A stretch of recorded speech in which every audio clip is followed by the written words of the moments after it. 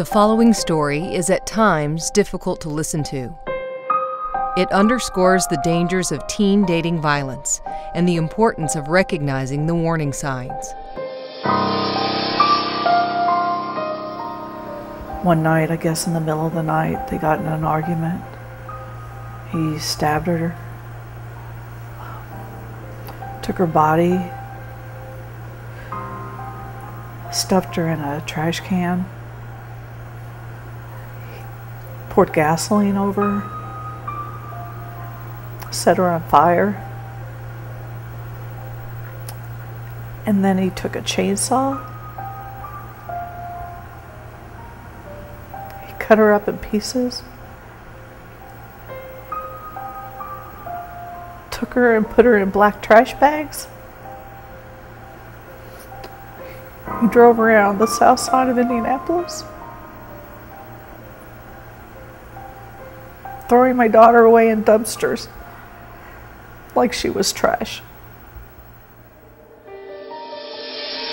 On the surface, Heather Norris was a happy, caring, and enthusiastic teenager, full of life. She had a bright future and was attending college at Indiana University. However, underneath all that, she was dealing with an abusive and violent relationship that would ultimately lead to her death in April of 2007. And their relationship was bad from the beginning. There was mental and physical abuse. The last time he abused her, he gave her a concussion, bruised her from head to toe, ended up taking her to the hospital. It was pretty bad. She didn't see him from, I'd say, the end of November until he killed her. She walked out of the house, said she'd be back that night. She never came back. Recognizing the warning signs and seeking support are the only ways to prevent a tragedy. It was like night and day.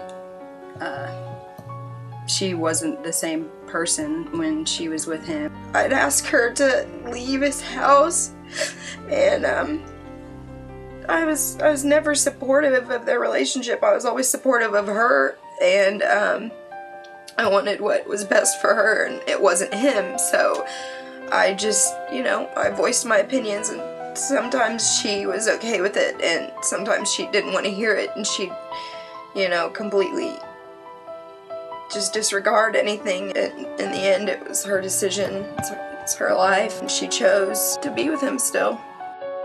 The most prominent sign, I would say, was distance. Heather was very outgoing. She was very much a family person, very much into being around her friends and hanging out. She was always laughing, joking, having a good time. When they were together, it was the opposite. She got very withdrawn. And to watch your child change and their dreams slip away from them, the way that they wanted their life to be taken away from them by somebody else, and not to live out their life is heartbreaking. Education is the key to prevention.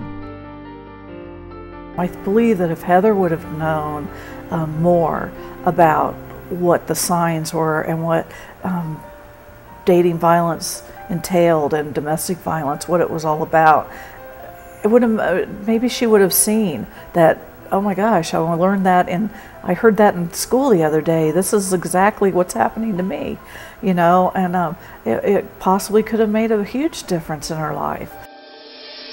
Approximately 1 in 5 teenage girls reports being physically and/or sexually abused by a dating partner.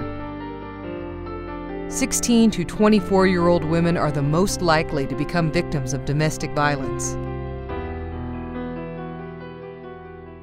With your help, Prevail will be able to provide teens the needed education about the dangers of teen dating violence and abuse, perhaps preventing a tragedy such as Heather's from ever happening again.